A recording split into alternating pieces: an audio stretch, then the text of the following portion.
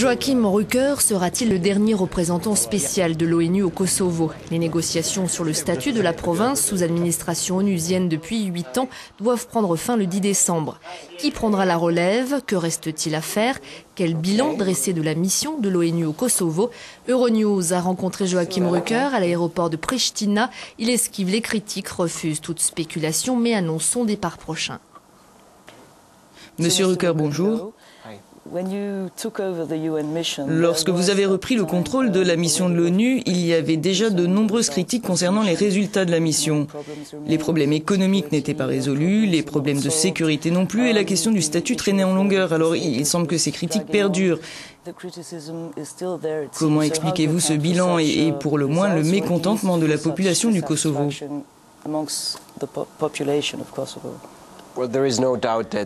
Eh bien, il ne fait aucun doute que la population du Kosovo est fatiguée et frustrée quant au retard concernant l'élaboration du statut, l'absence de résultats du processus de négociation sur le statut.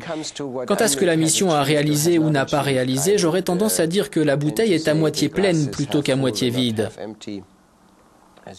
Vous le savez, au cours des 8 dernières années, nous avons réussi, avec nos partenaires au Kosovo, à poser les fondations d'une démocratie qui fonctionne. Vous avez vu que les élections se sont déroulées sans problème. Nous avons aussi jeté les bases d'un état de droit qui fonctionne et d'une économie de marché qui fonctionne. Je pense que ce ne sont pas de petites réalisations. Concernant les élections, vous avez dit que c'était un bon signe pour la démocratie, mais les Serbes ne sont pas d'accord avec vous. Bon, les Serbes du Kosovo, étaient sous forte pression de Belgrade et de leurs leaders pour qu'ils ne participent pas. Cela a été jusqu'aux intimidations et aux menaces. Et cela, bien sûr, est préoccupant. Cependant, la participation des Serbes a été bien meilleure qu'en 2004. Parmi les critiques, il y a eu des accusations de corruption concernant le personnel de la mission de l'ONU. Votre propre adjoint a admis publiquement qu'il faisait l'objet d'une enquête et les médias kosovars affirment que vous-même faites l'objet d'une enquête. Alors est-ce que vous démentez?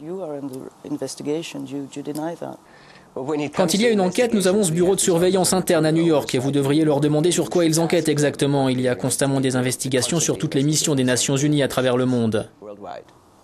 Mais vous ne savez pas ce qu'ils font? Je ne suis pas au courant, Vous ne savez pas s'ils mènent une enquête? Et non, ils ne me le disent pas, c'est pourquoi vous devez leur demander. D'accord, mais votre adjoint, lui, est au courant. Oui, mais il n'a pas d'indication précise sur le sujet de cette enquête, par exemple. Alors... Donc vous avez juste remarqué... Je vous recommande de vous adresser directement à New York. Quel est, à votre avis, l'avenir de la mission de l'ONU au Kosovo? Certains disent qu'il n'y a aucun projet, même pas pour 2008. Est-ce exact? L'avenir de la mission dépend évidemment du processus de négociation sur le statut de la province et sa solution. On sait déjà que la mission de la Troïka s'achèvera le 10 décembre. Nous espérons qu'ensuite, et même peut-être encore pendant la mission de la Troïka, on aura rapidement une solution. Il y aura ensuite probablement une période de transition entre la mission des Nations Unies et les nouvelles autorités du Kosovo avec le futur statut. Donc je compte bien m'en aller d'ici l'été prochain ou plus tard.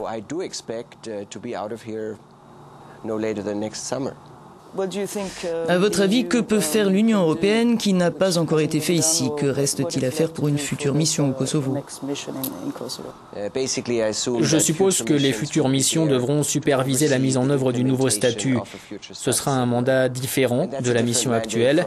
Notre mission est aujourd'hui pratiquement responsable de tout au Kosovo, mais ce sera différent dans les missions futures.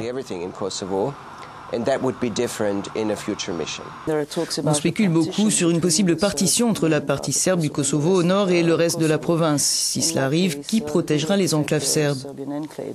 J'aimerais commenter votre supposition selon laquelle il devrait y avoir une partition. Je ne dis pas que ça devrait arriver, je dis juste qu'il y a des spéculations à ce sujet.